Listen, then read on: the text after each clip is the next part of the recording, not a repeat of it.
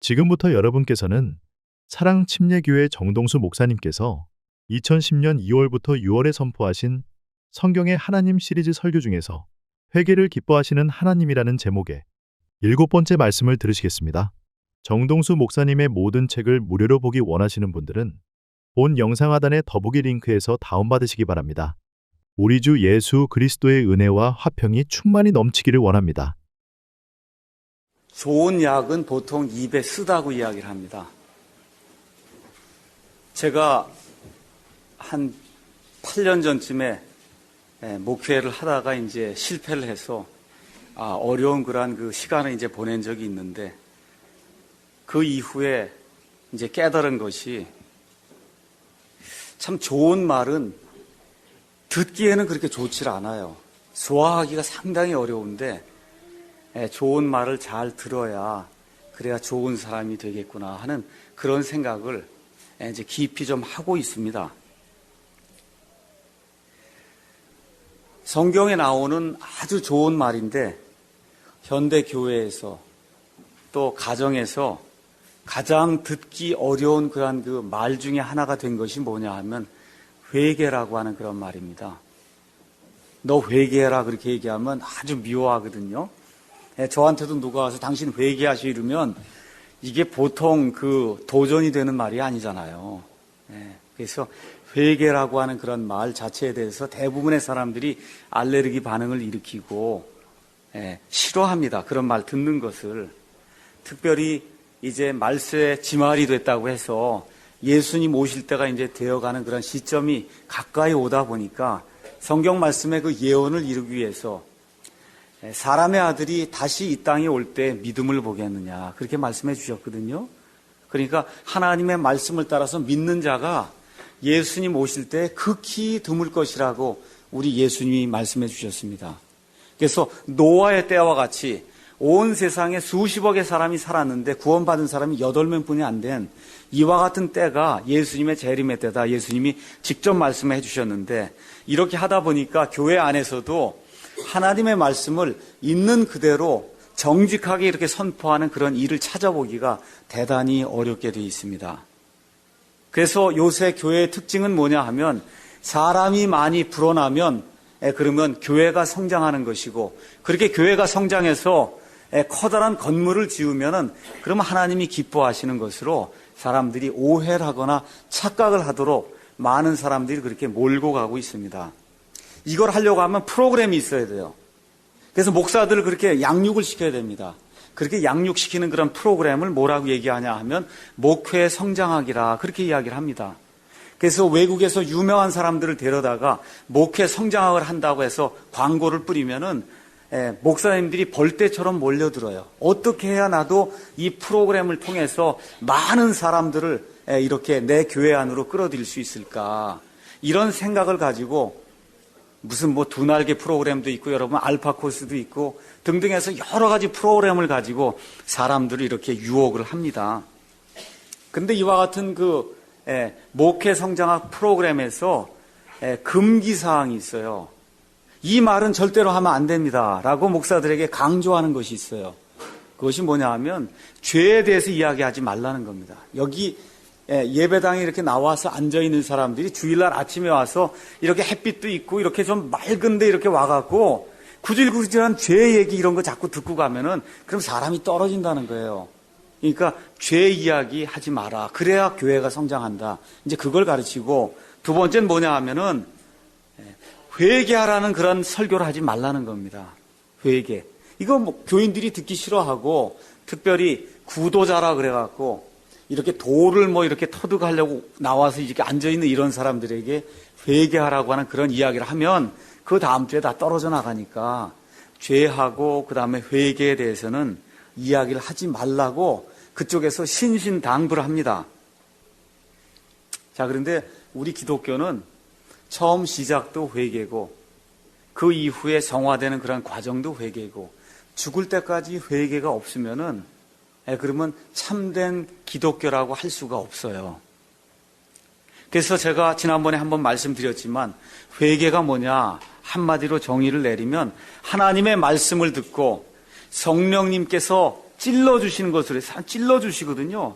이거 찔러주시는 것으로 인해 하나님과 내 자신과 죄와 세상과 마귀와 천국과 지옥과 인생의 모든 목표에 대해서 생각의 변화가 생겨서 생각의 변화가 생긴 그 결과 내 삶 속에서 변화된 모습이 행동으로 나타나는 것이 회개다. 그렇게 이야기를 드렸습니다. 그러니까 예수님을 믿지 않는 사람도 회개를 해야 되고 예수님을 이미 믿어서 구원받은 사람도 역시 회개를 해야 된다고 성경이 분명히 이야기를 하고 있습니다. 왜 그러냐 하면 저와 여러분이 경험을 통해서 아이들 이렇게 태어나서 자라다 보면 거짓말하는 거 가르쳐주지 않아도 다 거짓말해요. 뭐 그런 거 가르쳐줄 필요가 없어요. 저와 여러분이 다 기억하고 있어요. 잘 알고 있어요. 사람은 태어나면서부터 삐뚤어진 방향으로 갈 수밖에 없는 존재라고 하는 걸 저와 여러분이 다 알고 있습니다. 인정하십니까? 예. 그러면 예수님을 믿은 이후도 그래야 안 그래요? 내 예수님을 믿은 이후도 반드시 삐뚤어진 길 가는 것이 사람의 어떤 근본적인 방향이에요. 그러니까 무슨 얘기냐 하면 여러분 이렇게 나침판이라고 하는 건 반드시 북쪽을 가리키고 있죠. 그래서 나침판 그 바늘을 잡아당겨서 이렇게 놓으면은 북쪽을 안 가리킵니다. 그러다 이걸 다시 탁 놓으면은 100% 다시 북쪽을 향하듯이 저와 여러분은 죄 가운데서 태어나서 구원 받았음에도 불구하고 다시 또 어디로 돌아가요? 북쪽으로 돌아가듯이 죄 가운데 살 수밖에 없는 그런 인생이라고 하는 것은 누구나 다 알고 있습니다. 그래서 예수님을 믿는 것도 회개에서 시작이 되고 예수님을 믿은 이후에 성화된 그런 삶을 사는 것도 회개에서 시작이 됩니다. 그래서 베드로후서 3장 9절에 예수님의 재림에 대해서 우리 예수님이 왜 재림을 이렇게 자꾸 늦추시느냐, 그것은 우리를 향하여 오래 참으사 아무도 멸망하지 아니하고 모든 사람이 다 회개에 이르기를 원하시기 때문에 그래서 지금까지 재림하는 것을 늦추고 있다. 성경이 그렇게 이야기를 하고 있습니다.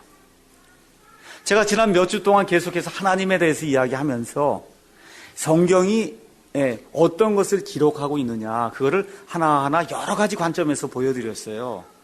오늘은 제가 어떤 관점에서 성경을 이야기하려고 하냐면 성경은 처음부터 끝까지 하나님께로 회개하고 돌아온 사람이 있느냐, 이거 하고 하나님께로 돌아오지 않는 사람이 있다고 하는, 그러니까 회개하는 사람이 있고 회개하지 않는 사람이 있으며 회개하는 사람에 대한 하나님의 보상이 무엇이고 회개하지 않는 사람에 대한 하나님의 심판이 무엇이냐를 처음부터 끝까지 기록을 하고 있다. 그렇게 한마디로 또 이야기를 할 수가 있습니다. 그래서 저와 여러분이 구약시대 이제 성경 말씀을 가서 보시면 구약시대 그 많은 사람이 죄를 지을 때마다 하나님께서 개인과 아니면 민족을 향해서 하나님의 대언자, 하나님의 말씀을 대신 전달하는 그와 같은 대언자들을 보내셔서 뭘 촉구하세요? 하나님이 회개하고 내게로 다시 돌아오라고 하는 그런 것을 촉구하는 것을 우리가 볼 수가 있습니다. 신약성경이 시작되자마자 하나님이신 우리 예수님께서 사람의 몸을 입고 오셔서 내놓으신 첫 번째 말씀이 뭐예요? 회개하라, 하늘의 왕국이 가까이 왔느니라 우리 예수님이 말씀해 주셨고, 또 마태복음 9장에 가서 보니까 사람의 아들은 의로운 자들을 부르러 오지 않았다. 저와 여러분이 하나님 앞에서 의로운 자라고 하면 예수님을 믿을 필요가 없다는 겁니다. 사람의 아들 나 예수 그리스도는 죄인들을 불러서 회개하게 하려고 왔다. 성경이 분명히 그렇게 이야기를 하고 있습니다. 그래서 사도 바울 역시 약 30년 이상의 그와 같은 그 복음 전도 사역을 다 마치면서 무엇라고 기록을 하고 있느냐 하면 내가 유대인들과 그리스인들에게 하나님을 향한 회개와 우리 주 예수 그리스도를 향한 그 믿음을 증언하고 다녔다. 그렇게 사도행전 20장 21절에서 이야기를 하고 있습니다. 그래서 이 모든 것을 종합을 해볼 때 이 하나님의 말씀 성경은 무엇라고 이야기하냐 하면 믿는 자든 믿지 않는 자든 항상 죄 가운데 거하기 때문에 하나님이 그런 사람들을 회개하고 하나님께로 돌아가기를 원하신다. 그것을 성경이 이야기하고 있습니다. 에스겔서 18장 23절에 우리 주 하나님께서 뭐라고 말씀하시냐 하면 주 하나님이 말하노라. 나는 사악한 자가 죽는 것을 조금도 기뻐하지 아니한다. 그렇게 이야기하시는 거예요. 그래서 그 사악한 자가 돌이켜서 자기 길들에서 떠나 내게 돌아오는 것, 바로 그것을 내가 기뻐한다. 우리 하나님이 그렇게 말씀을 해주십니다. 그래서 오늘은 회개를 기뻐하시는 하나님이라고 하는 그와 같은 제목을 가지고 여기 고린도후서 7장에 나와 있는 이 말씀을 통해서 여기 특별히 고린도후서 7장에는 믿는 사람들이 회개해야 한다는 그런 대목이 나와 있습니다. 그래서 이 말씀을 가지고 저와 여러분이 듣기에는 별로 그렇게 좋은 말이 아닌 것 같지만 이것이 우리에게 좋은 약이 돼서 저와 여러분이 하나님이 기뻐하시는 그러한 방향으로 이렇게 돌이킬 수 있도록 한번 생각해보는 그와 같은 시간을 갖도록 하겠습니다. 어떤 교회에서는 그리스도인은 한 번 구원받으면 회개하지 않아도 된다. 그거를 굉장히 강조를 해서 가르칩니다. 회개는 왜 하는 겁니까? 죄를 짓기 때문에 회개하는 거죠. 맞습니까? 그럼 그냥 논리적으로 성경 말씀 제가 제시하기 전에 논리적으로 구원받은 이후에 여러분 죄 짓습니까? 안 짓습니까? 짓지요. 짓습니다. 그럼 회개가 논리적으로 필요할까요? 안 할까요? 필요해요. 그래서 생명에 이르는 회개, 하나님의 의롭다 하심을 입는 그 회개는 일생에 한 번 일어나지만 그리스도인이 된 이후에 짓는 그와 같은 여러 가지 그런 죄들에 대해서 하나님께로 돌이켜서 행동으로 나타나는 것이 회개라고 할진데 그와 같은 회개는 매일의 삶 속에서 우리 가운데 일어나야만 됩니다. 그래서 거듭난다고 하는 것, 중생이라고 하는 것은 우리에게 새로운 생명과 본성을 줍니다. 근데 이렇게 거듭나서 하나님의 칭이라고 하는 그런 선물을 값없이 의롭게 받았음에도 불구하고 우리의 옛사람의 본성이 남아있기 때문에 그래서 이것을 우리가 죽은 것으로 처리를 하려고 해도 뭘 통해서 자꾸 이게 나타나냐면 우리 육신의 연약함을 통해서 그래서 자꾸 옛사람의 그 본성이 우리 가운데서 일을 하고 있다고 하는 사실을 저와 여러분이 아마 정말 양심이 있다고 하면 매일같이 느끼실 거예요. 또 어떤 분은 그렇게 이야기하면 그거는 죄가 아니라 제 속에 있는 죄가 죄를 짓는 겁니다. 그렇게 이야기하는 분도 있어요. 그것도 맞는 얘기입니다. 그럼에도 불구하고 그걸 깨달았으면은 그렇잖아요. 내 속에 있는 죄가 죄를 짓는 거다. 맞아요. 그것도 성경에 나와 있기 때문에 그럼에도 불구하고 그걸 깨달았으면 어떻게 해야 된다고요? 하나님께로 돌이켜서 하나님이 원하시는 그러한 모습으로 행동이 바뀌는 일은 내가 해야 된다. 그 얘기입니다. 그래서 그런 의미의 회개가 성경에 필요하다고 그렇게 이야기를 하고 있습니다. 오늘 읽은 말씀은 고린도 후서에 나와 있는 말씀입니다. 사도 바울이 여러 편의 그 서신서를 기록을 했는데 그 여러 편의 서신서 중에 전서와 후서라고 하는 걸 통해서 이렇게 긴 서신을 쓴 곳은 고린도 교회 하나뿐이 없어요. 그러니까 이 고린도 교회에 대한 그 서신을 읽어보면 교회 안에서 어떠한 문제가 있어서 하나님이 사도 바울이라고 하는 그와 같은 하나님의 사역자를 통해서 이 말씀들을 하나하나 주시는가 우리가 잘 살펴볼 수가 있습니다. 여러분이 잘 아시는 것처럼 고린도 교회는 은사, 하나님이 주시는 특별한 그런 선물, 이 선물에서 다른 교회하고는 비교가 안 될 정도로 많은 선물을 갖고 있었다. 성경이 그렇게 이야기합니다. 또 열심히 대단했다고 성경이 그렇게 이야기하고 다른 사람들을 향해서 봉사하고 섬기고 하는 그와 같은 그 행위 측면에서 다른 교회에 절대 뒤지지 않는 그런 좋은 교회였다. 성경이 그렇게 이야기를 하고 있습니다. 처음에 교회는 다 그렇게 시작이 됩니다. 우리 교회도 마찬가지예요. 처음에는 좋은 것과 같은 그 생각을 가지고 목사와 성도들이 모여서 우리가 어떻게 하든지 정말 성경에 나와 있는 그와 같은 교회를 한번 해봅시다 하고 이렇게 모이는데 시간이 점점 이렇게 지나다 보면은 그러면 꼭 뭐가 나타나냐 하면 인간의 그 옛사람의 그 본성이 누구를 통해서든 대부분의 경우는 목사를 통해서 나타납니다. 그래서 어떤 분이 목사만 문제 없으면 교회는 문제가 없다. 그렇게 이야기를 하더라고요. 근데 제가 보니까 맞는 것 같아요. 맞는 것 같아요. 그래서 이 목사나 교회의 어떤 집사나 교회에 좀 오래 다녔다고 하는 그런 분들을 통해서 인간적인 그와 같은 나약함을 통해서 꼭 무언가 문제가 생기기 시작을 합니다. 고린도 교회도 처음엔 좋은 교회였어요. 문제가 생기기 시작했습니다. 그 안에 파당이 형성되기 시작했어요. 나는 베드로파다, 나는 바울파다, 나는 아볼로파다, 나는 그리스도파다 해서 파당이 이제 형성이 되기 시작을 했습니다. 이 얘기는 무슨 얘기냐면 교회 안에 지도자들 가운데 분열이 생겼다, 그런 얘기입니다. 목사는 이파라 그러고 집사들은 저파라 그러고 또 교회 오래 다닌 분은 이파라 그러고 해서 교회 안에 분열이 생겼다, 그런 얘기죠. 그 다음에 또 어떤 일이 생겼냐 하면 예수님의 핵심되는 그와 같은 교리 중에 하나가 부활에 대한 그런 교리인데, 부활에 대해서 잘못 생각하는 그런 사람들이 이제 생겨나기 시작을 했습니다. 또 우리가 예수님의 죽으심과 예수님께서 우리를 향해 흘려주신 그와 같은 그 피를 우리가 상징적으로 기념을 하기 위해서 주의 만찬을 행하는데, 이 주의 만찬을 행하는 것이 하나님 보시기에 너무나 그릇된 방향으로 이렇게 이루어지다 보니까 주의 만찬을 행하다가 죽는 사람도 생겨나고 주의 만찬을 행하다가 병에 걸리는 그와 같은 나쁜 일들도 그 안에서 이제 발생하게 됐고, 또 고린도라고 하는 그런 도시는 항구 도시로 그 안에 많은 이방신들이 있었고, 이방신들의 그 신전에 가면 많은 창녀들이 있어서 몸을 팔고, 그래서 그 안에서 엄청난 그런 음행이 이제 이루어지게 되고, 이렇게 하다 보니까 고린도 교회 그 사람들이 살고 있는 그 고린도라고 하는 도시에 시장에 나와 있는 고기들을 가서 보면 그 고기들의 모르게도 반 이상이 다 신전 제물로 바쳤던 것이 지금 나와서 팔리게 되니까 이거를 먹어야 되냐 안 먹어야 되냐 등등 여러 가지 그런 문제들이 이제 발생을 하기 시작했습니다.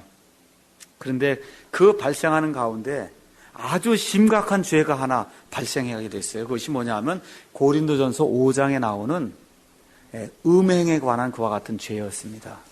고린도전서 5장, 요걸 그대로 두시고 고린도전서 5장에 여러분이 가서 보시면은 고린도 교회에서 구원받은 사람인데 어떤 사람이 있었는데 그 남자가 자기 아버지의 아내를 취해서 간음을 했다는 겁니다. 음행을 했다고 하는 그와 같은 일이 발생을 했다는 겁니다. 근데 사도 바울이 뭐라고 얘기해요? 이와 같은 사악한 일이 너희 가운데서, 이거 어디에서 발생한 겁니까? 교회 안에서 믿는 사람들 가운데서 발생한 거예요. 근데 너희가 어찌하여 이렇게 무관심하게 이런 사람을 징계를 하지 않았냐라고 이야기하는 그런 대목이 이제 나옵니다. 그럼 왜 이 사람들이 징계를 하지 않았을까요? 우리가 앞뒤 문맥과 이런 걸 봤을 때 그 사람이 교회 지도자였을 그런 가능성이 있고, 아니면 최소한 그 교회 지도자의 뭐 친척이라든지 뭔가 하여튼 이렇게 세도를 부릴 수 있는 그런 사람이니까 별거 없는 그런 사람이었으면 당장 징계를 하고 뭘 했을 겁니다. 근데 무언가 뭐 헌금을 많이 했다든지 하여튼 뭐 예배당 건축하는데 뭐 큰 업적을 남겼다든지 하여튼 뭔 일을 했기 때문에 이 사람에게 뭐라고 얘기할 수 없는 그런 처지가 돼서 전체 교회 회중이 이와 같이 악한 일이 발생했음에도 불구하고 입을 꼭 다물고 아무 얘기를 안 했다. 성경이 지금 그렇게 이야기를 하고 있는 겁니다. 오늘날 교회들의 특성이 바로 이런 것이 아닌가 이렇게 생각이 들어요. 교회 안에 중책을 맡은 어떤 목사라든지 장로라든지 집사라든지 무슨 위원장이라든지 교회 무슨 건축 헌금하는데 10억을 냈다든지 뭐 이와 같은 사람들이 엄청난 비리를 저지르거나 교회에서는 해서는 안 되는 그런 일을 해도 그래도 어떻게 해요? 교인들이 다 가만히 있다 그 얘기예요. 사도 바울이 어떻게 해요? 그렇게 해서는 안 된다는 겁니다. 징계를 해서 이 사람이 돌아올 수 있도록 너희가 만들지 않았기 때문에 어쩔 수 없이 내가 너희를 징계한다. 그렇게 이제 이야기를 하고 있어요. 그래서 고린도 전서는 1장부터 16장까지 기록이 되어 있는데 그 내용이 전체적으로 뭐냐 하면 고린도 교회에 있던 그런 모든 문제들을 하나하나 이야기를 하면서 이 모든 문제들을 성경적으로 어떻게 해결해야 되는가 이걸 보여주고 있고, 특별히 여기 고린도전서 5장에 가서 보면 사도 바울이 엄청나게 분노를 이렇게 표현하고 있는 것을 그저 5장에 들어가서 조금만 읽어보시면 금방 알 거예요. 야, 이게 목사라고 하는 사람이, 선교사라고 하는 사람이 이런 죄악을 대할 때 그 분개하는 그런 태도가 이렇게 기록이 돼 있구나. 그냥 뭐 설렁설렁 아무것도 없는 것처럼 이렇게 유야무야 이렇게 넘겨주는 것이 아니라 교회 내부에서 이런 악한 일이 발생했을 때는 어떻게 치리를 해야 되는구나. 이런 내용이 고린도 전서 5장에 특별히 잘 기록이 되어 있습니다. 이렇게 해갖고 고린도 전서의 그 편지를 고린도 교회에 이렇게 보냈더니 고린도 교회 그 성도들은 마음이 굉장히 부드러운 사람들이었던 것 같아요. 그 말씀을 그대로 받아들여서는 그래서 실천을 했던 겁니다. 아, 우리가 잘못했다. 왜 그와 같은 죄악이 우리 가운데서 발생했는데 우리가 왜 묵인을 했냐. 우리가 잘못했다 하고 어떤 일들을 하게 되냐면 이 음행을 했던 그 사람을 교회 안에서 출회를 시킵니다. 그걸 우리가 교회의 징계라고 얘기해요. 그래서 출회를 시켜버렸어요. 그러고 나서는 이 나머지 모든 성도들이 우리가 잘못했습니다. 우리가 분명히 그 형제에게 경고를 하고 그 형제가 잘못한 것을 돌이키라고 분명하게 얘기를 했어야 되는데 우리가 하지 않았습니다. 우리 다 같이 고린도 후서 2장으로 한번 가서 보십시다.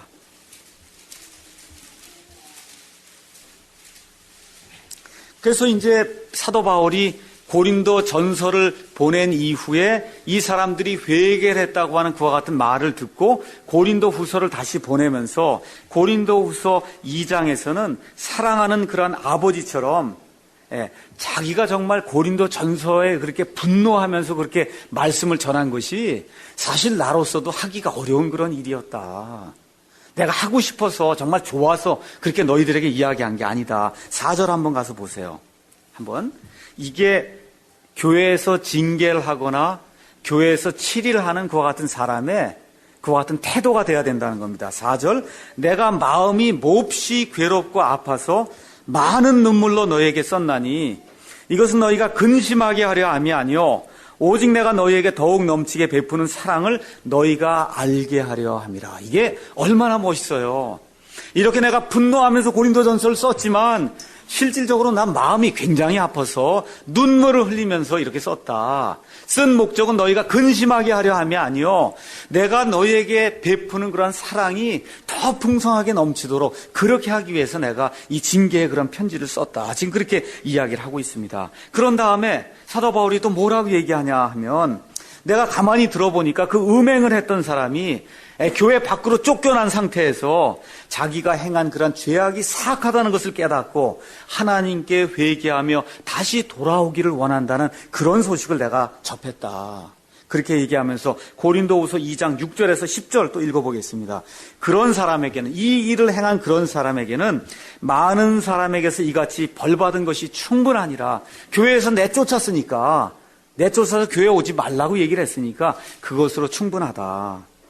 그 다음에 7절에 가서 그 사람이 회개했으니까 그런즉 너희가 오히려 반대로 그를 용서하고 위로함이 마땅하니 혹시라도 그런 사람이 지나친 근심에 잠길까 염려하노라.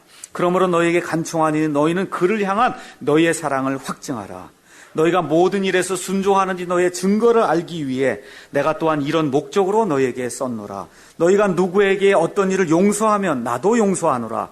만일 내가 누구에게 어떤 일을 용서하였다면 내가 그것을 용서한 것은 그리스도를 대신하여 너희를 위해 한 것이다 라고 이야기하면서 저 사람이 충분히 형벌을 받았으니까 너희가 이제는 그 사람에 대한 그런 사랑을 확증을 하고 다시 교회 안으로 그 사람을 받아들이라고 사도 바울이 그렇게 이야기를 하고 있습니다. 지금과 같이 이렇게 하는 것을 교회의 징계라고 이야기해요. 교회에서 내리는 그런 징계라고 얘기합니다. 제가 한번 여러분에게 여쭤보도록 하겠습니다. 현대교회에 이와 같은 그 징계가 있습니까? 없습니까? 교회 다니면서 이런 징계 이런 거 본 사람 있어요? 없어요? 아마 거의 없을 거예요.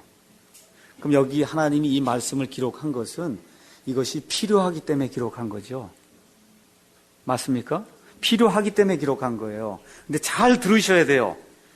현대교회의 문제는 징계가 없기 때문에 교회 안에 온갖 비리가 난무하게 된 그런 일이 발생한다 그 얘기입니다.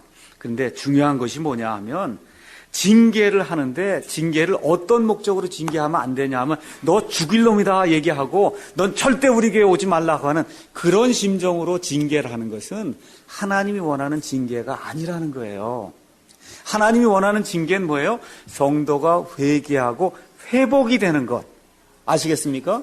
그래서 어느 정도 기간 동안 2개월이든 3개월이든 출회를 시켜서 그래서 그 사람이 충분히 그 문제에 대해서 생각을 해보고 제가 정말 잘못했습니다. 하나님과 사람 앞에 잘못했습니다 하고 인정을 하고 다시 돌아오려고 할 때 그때 다시 사랑을 가지고 그 사람을 회복을 시켜서 그래서 교회 안에서 이미 구원받은 사람이지만 이 사람이 죄를 명백하게 지었을 때는 다시 한번 회복해서 하나님과의 관계를 제대로 맺도록 하기 위해서 교회가 징계를 한다 그 얘기입니다. 여러분, 저와 여러분 죄 짓습니까? 안 짓습니까? 구원받은 이후에도 짓지요? 맞습니까? 근데 그러한 죄가 은밀한 그런 죄악이 아니라 이렇게 드러나서 하나님의 명예와 이름에 누가 되는 그와 같은 죄가 될 때는 그땐 교회에서 징계를 해야 된다 그 얘기입니다. 저희가 다 아이들 키우지 않습니까?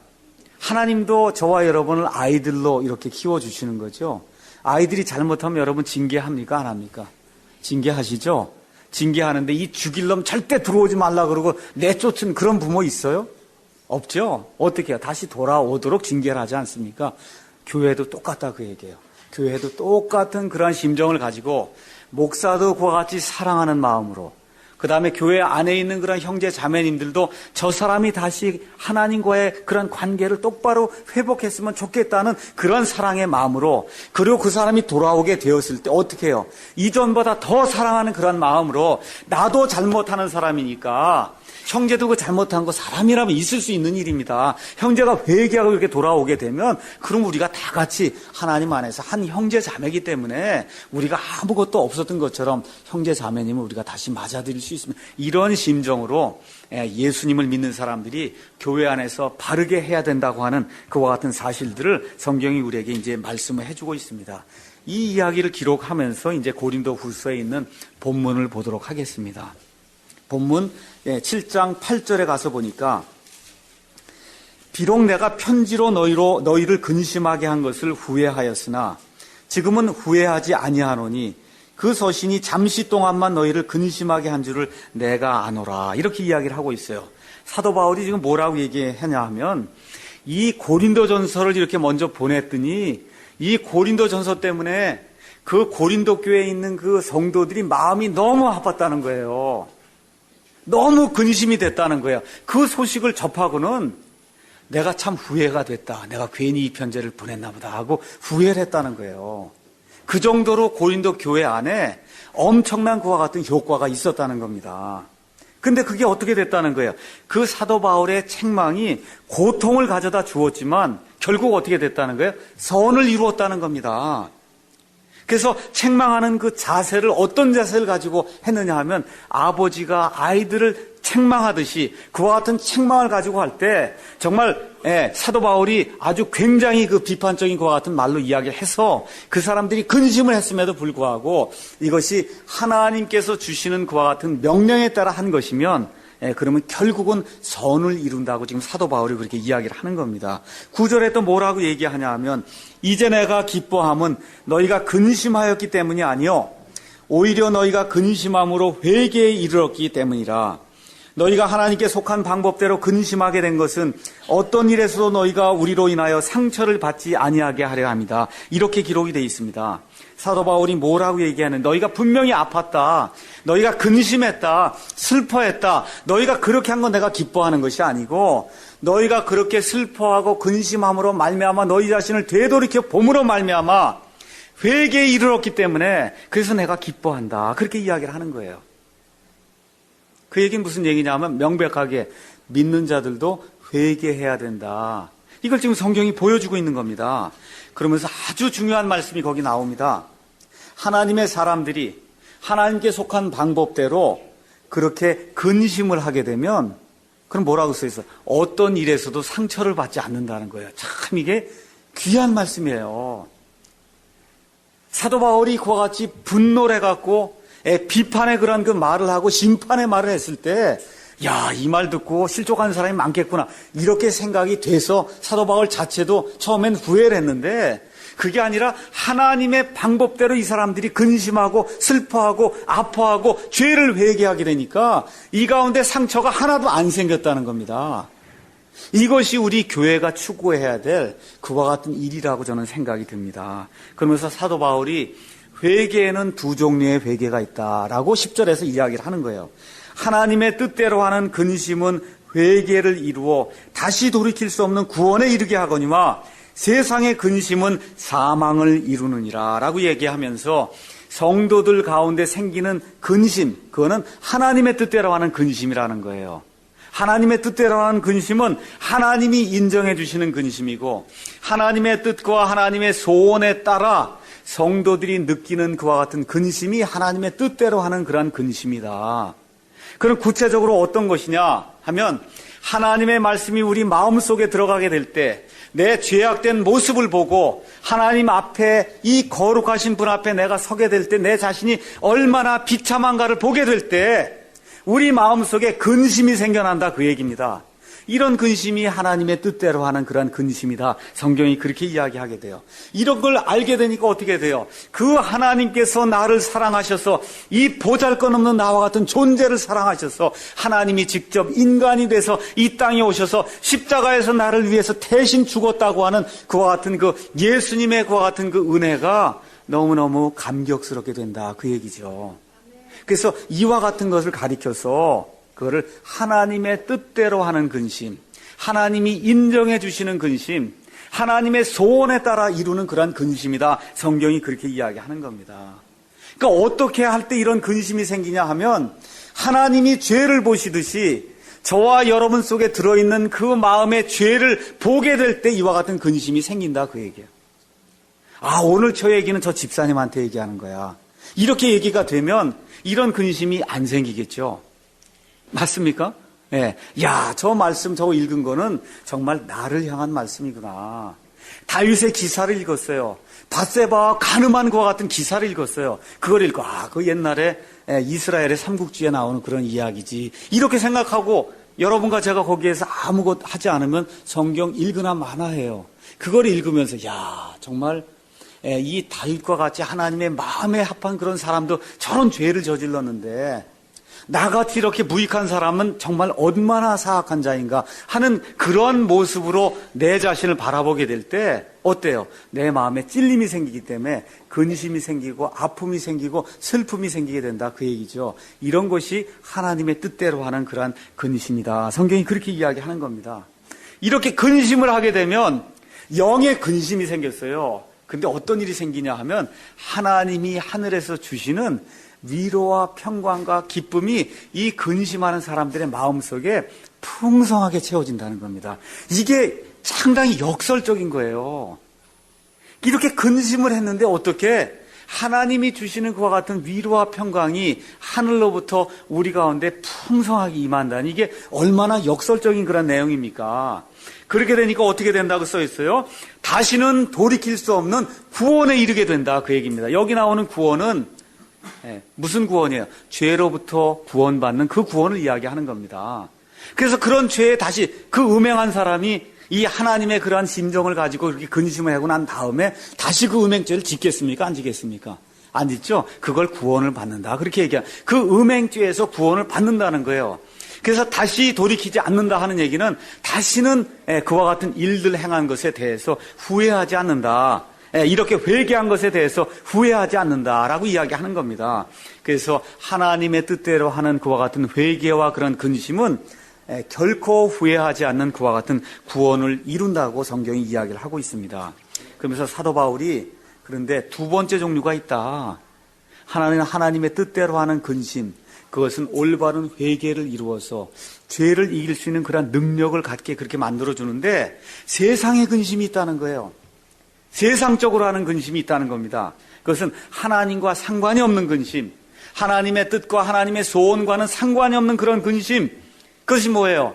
이 세상 모든 사람, 저를 비롯한 모든 사람이 겪는 그런 근심과 걱정과 슬픔이 있어요. 재산을 잃으면 누구나 다 슬퍼합니다. 명예를 잃으면 누구나 다 고통스러워합니다. 좋은 친구를 잃으면 누구나 다 슬퍼합니다. 또 실망을 하게 되면, 실족을 하게 되면, 세상의 친구들이 나를 모함하게 되면 그러면 다 누구나 실망하게 돼요. 근심하게 됩니다. 이런 근심이 없는 사람 아무도 없거든요. 이 세상 사람들이 하는 그와 같은 근심과 회개예요. 과거의 것을 후회하는 거예요. 내가 옛날에 이랬어야 되는데 하지 못했다. 한마디로 이야기하면 성경에 나와 있는 그 예를 들자고 하면 가룟 유다와 같은 사람이 하는 그런 근심. 예수님을 팔았단 말이에요. 그의 마음이 그를 찔렀어요. 그러니까 어떻게 합니까? 다시 수제사장들에게 은 30냥을 가져다 주면서 내가 무죄한 자를 내가 죽이고 팔았다 그렇게 이야기를 하지 않습니까?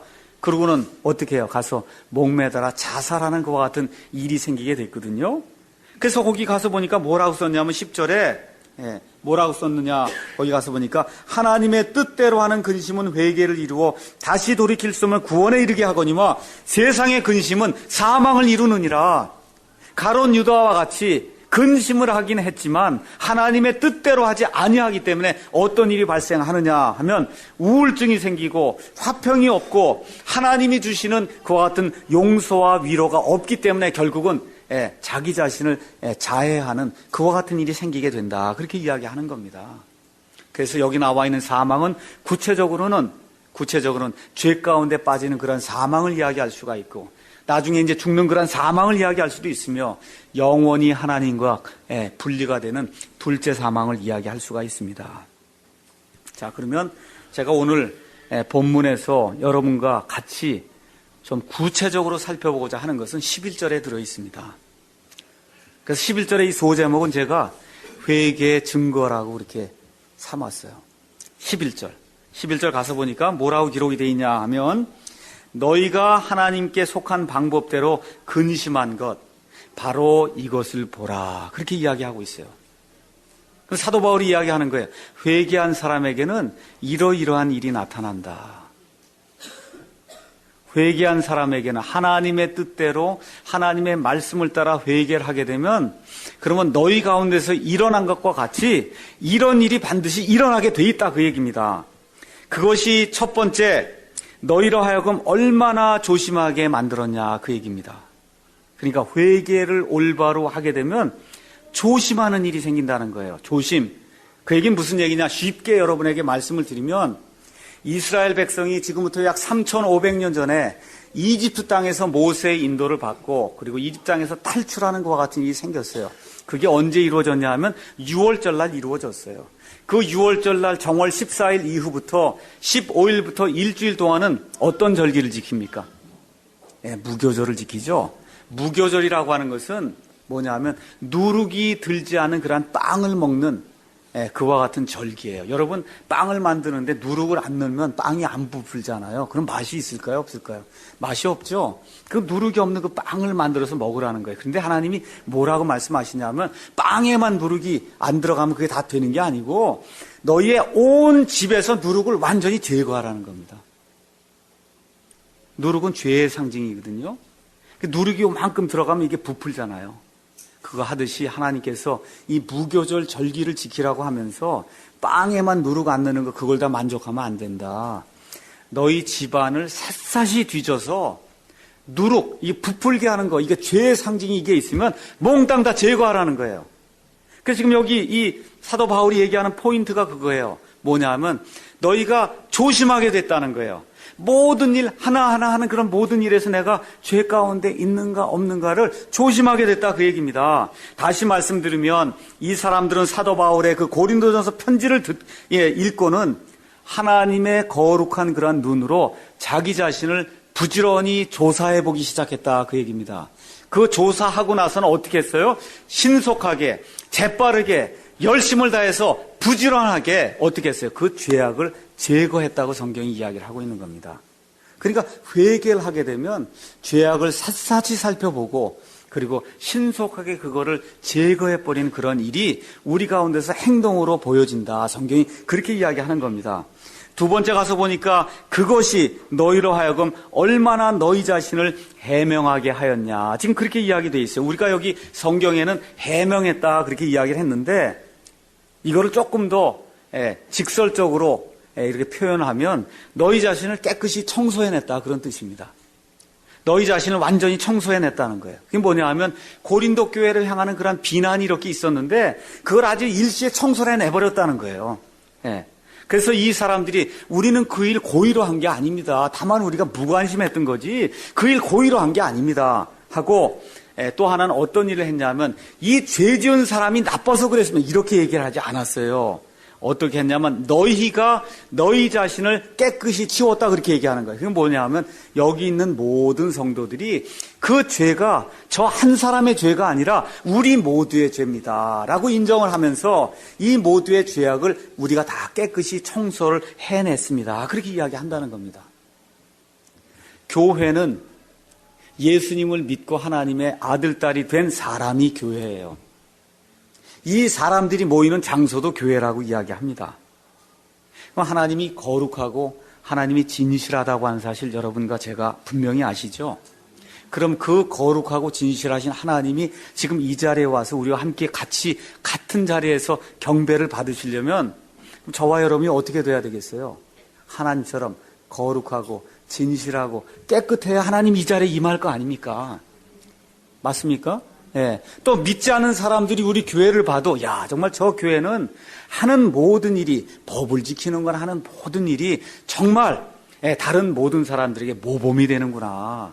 구제를 하는 일에서 가난한 자를 돕는 일에서 정말 무슨 수재민을 돕는 그런 일에서 하여튼 모든 일에서 이 교회는 모범이 되는구나 하는 그런 하나님의 특성이 나타나야 믿지 않은 사람들에게 예수님을 믿으시오라고 얘기할 때 그 사람들이 올 수 있다 그 얘기죠. 그런데 고린도 교회가 그런 일을 했다는 거예요. 그런 일을 했다는 거예요. 그게 뭐라는 거예요? 회개의 증거라는 겁니다. 회개의 증거. 세 번째는 그것이 너희로 하여금 얼마나 분개하게 했냐는 거예요. 뭘 분개했을까요? 고린도 교회 성도들이. 이 죄가 엄청나게 심각하구나 하는 걸 깨닫고는 죄를 지은 사람에 대해서 분개한 게 아니라 그 죄에 대해서 분개했다 그 얘기입니다. 그러니까 하나님이 보는 그러한 관점에서 그 죄를 보니까 하나님은 죄 보고 어떻게 해요? 분노하시거든요. 그런 분노하는 그러한 심정을 갖게 됐다는 겁니다. 그래서 하나님의 그 거룩한 것을 무시하기 때문에 죄가 생기는데 하나님의 관점에서 모든 죄를 보게 되면 그럼 어떻게 되냐? 그 죄를 미워하는 그와 같은 마음이 생긴다고 성경이 이야기하고 있는 겁니다. 다시 한번 말씀드리지만 죄를 지은 사람을 미워하는 게 아니에요. 그 죄라고 하는 그 사실 자체를 미워하는 일이 이 성도들 가운데 생겼다는 겁니다. 그러니까 회개한 증거 중에 하나가 뭐예요? 죄를 보고 분개하는 그런 마음이 드는 것, 그것이 회개한 사람의 증거다. 그 다음에 네 번째는 그것이 너희로 하여금 얼마나 두려워하게 하였느냐. 그래서 하나님의 그 거룩하심을 이렇게 생각해 보니까 아이고 어떻게 우리가 이렇게 무관심하다가 이렇게 엄청난 죄가 우리 가운데서 이렇게 파급이 돼도 그대로 내버려 두었는고 하고 가슴을 치면서 하나님을 두려워하는 그와 같은 일이 생기게 됐다. 성경이 그렇게 이야기하는 겁니다. 어떤 분이 그런 증언을 했어요. 예수님을 믿고 그 다음에 킹제임스 성경의 이 확실함을 깨닫게 된 이후에 생긴 한 가지 특징이 있다는 거예요. 그 특징이 뭐냐? 사람이 두렵지 않게 됐다 그 얘기예요. 근데 두 번째 나타난 특징이 있어요. 동시에. 그게 뭐냐면 하나님이 너무 두렵다는 거예요. 사람은 두렵지 않게 되고 사람이 내게 무슨 말을 하든지 하나님이 나와 함께 하시기 때문에 내가 왜 사람을 두려워하냐 그 얘기입니다. 이 말씀을 따라 내가 어떻게 하든지 살려고 하기 때문에 사람이 내게 무슨 일을 하든지 내가 사람을 두려워하지 않는다.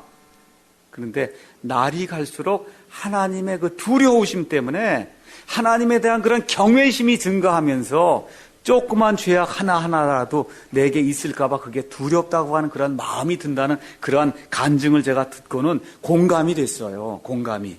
그래서 우리 하나님을 두려워하는 것, 하나님을 경외하는 것이 모든 지혜의 시작이라고 성경이 이야기를 하고 있는 겁니다.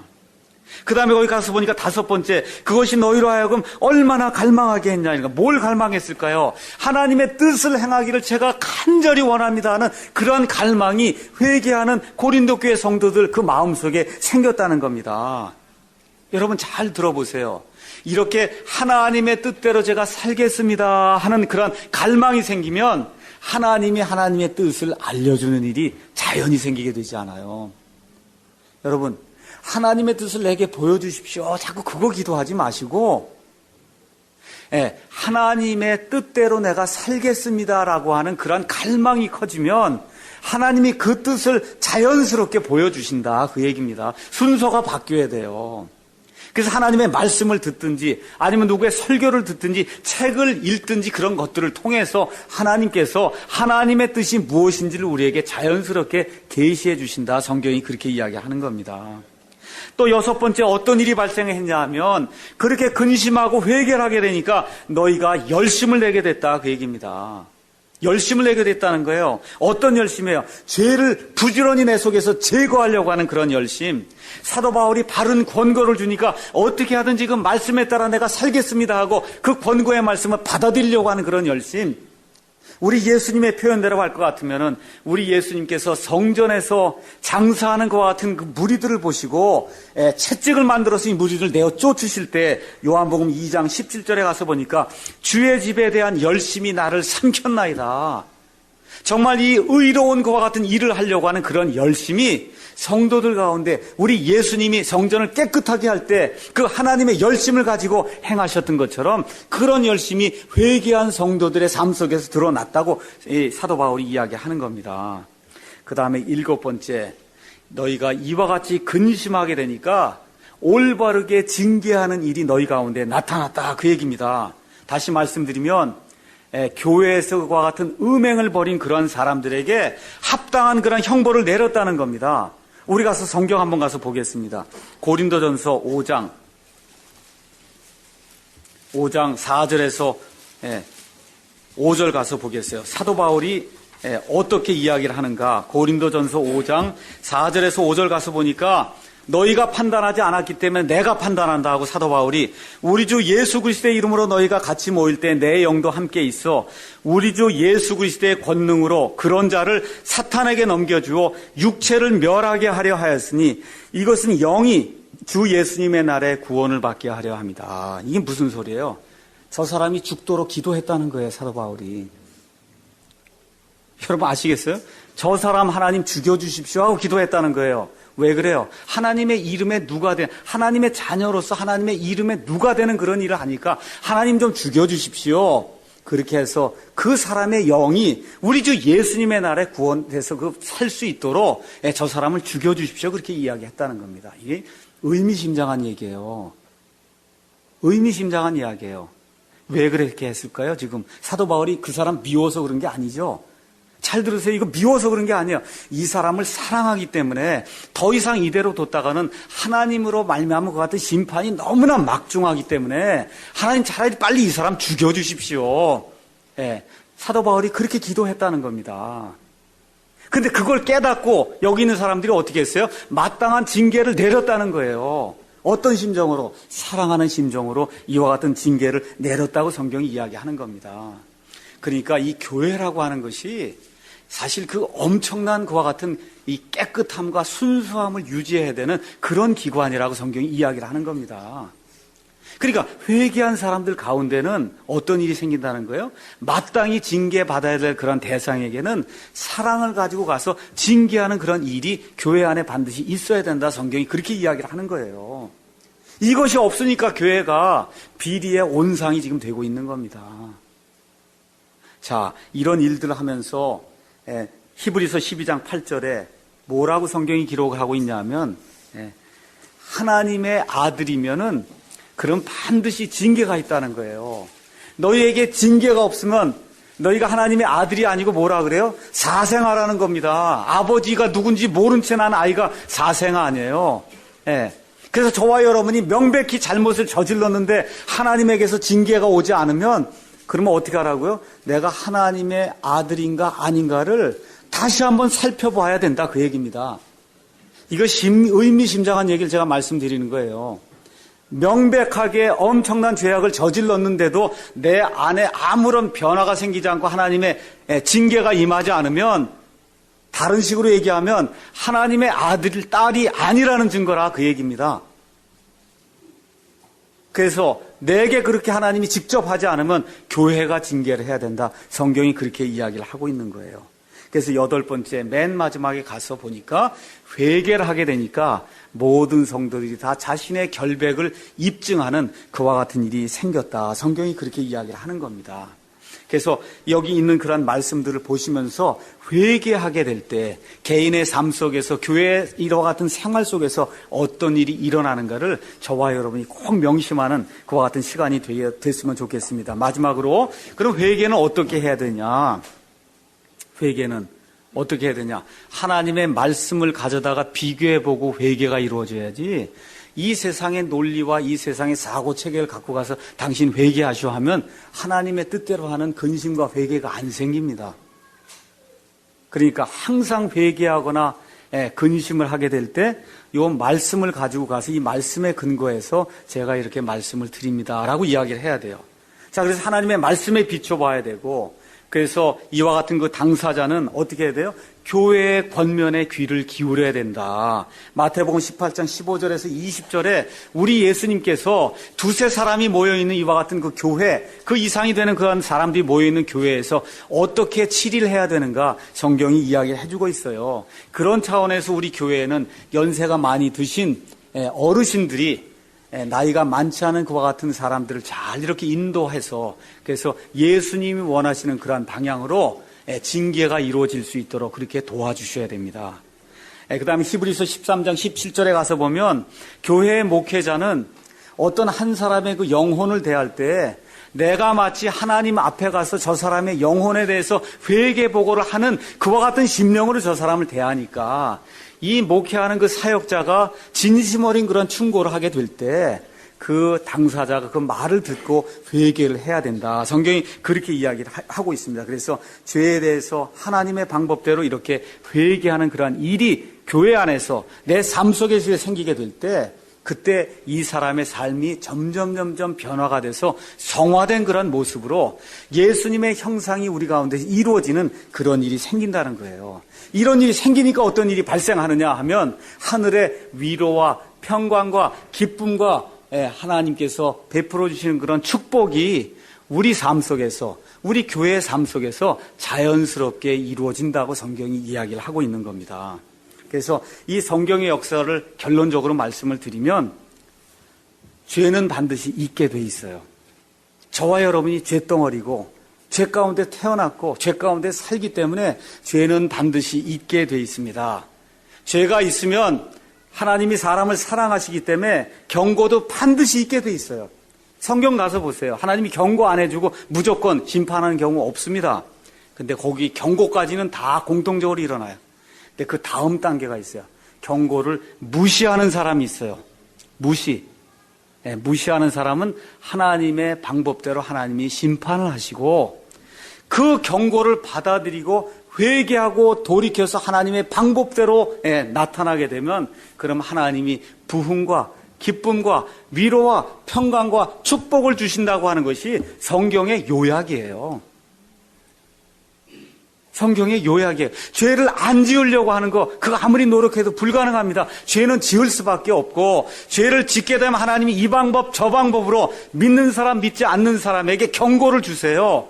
그 경고를 무시하는 사람이 있고 그 경고에 순응을 해서 반응하고 하나님께로 돌이켜서 행동이 바뀌는 그와 같은 회개에 이르러서 하나님의 축복을 받는 그런 사람이 있다. 성경이 그렇게 이야기를 하는 겁니다. 한 구절만 구약 성경 말씀 읽고 그리고 마치겠습니다.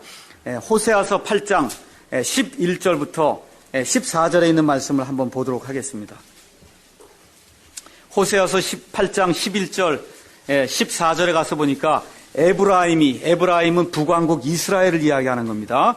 에브라임이 죄를 지으려고 많은 제단을 만들었으므로 제단들이 그에게 죄짓게 하는 것이 되리라. 내가 그를 위하여 북왕국 이스라엘을 위하여 내 율법에 위대한 것들을 기록하였으나 그들은 그것들을 낯선 것으로 여겼도다. 잘 들으세요. 하나님이 뭐라고 말씀하시냐? 이 성경책 안에 하나님의 위대한 것들을 다 기록을 해놨다는 거예요. 근데 이 백성이 어떻게 했다는 거예요? 나는 그런 것을 본 적이 없습니다 하고 한 번도 보지 못한 낯선 것으로 이렇게 여기게 될 때 하나님의 심판이 임해서 결국 북왕국 이스라엘이 아시리아 땅으로 포로가 돼서 끌려가는 그런 일이 발생한다고 이야기를 하고 있는 겁니다. 하나님은 회개를 기뻐하세요.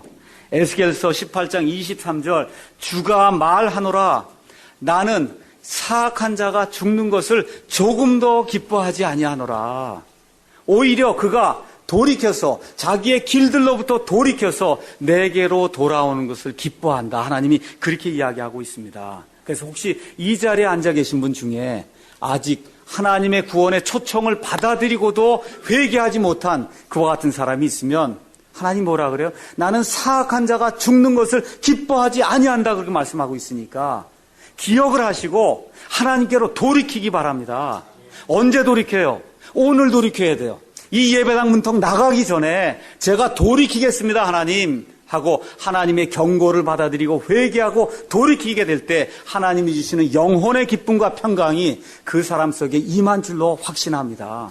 구원받은 사람들 가운데도 죄를 갖고 사는 그런 사람들이 있으면 하나님이 이런 경고를 받았으니까 내어놓고 회개하고 하나님이 기뻐하시는 그런 방식대로 제가 살겠습니다 하고 하나님께 이 대신을 내어놓게 될 때 하나님의 위로와 평강과 기쁨과 축복이 저와 여러분의 삶 속에서 풍성하게 열릴 줄로 그렇게 알고 또 그렇게 될 줄로 확신하고 제가 여러분에게 축복을 합니다. 그래서 이 내용을 기억하시고 우리 하나님은 아무도 멸망하지 아니하고 모든 사람이 회개에 이르기를 원하신다고 분명히 말씀하셨기 때문에 이 사실을 기억하시고 이번 한 주간 동안 내가 하나님과 어느 면에서 적대 관계에 있는가 한번 생각을 해보시고 하나님 앞에 그걸 내어놓으시고 그리고 회개하고 하나님께로 돌아오는 그런 아름다운 일이 저와 여러분의 삶 속에서 충만하게 일어나기를 주님의 이름으로 축원합니다. 기도하겠습니다.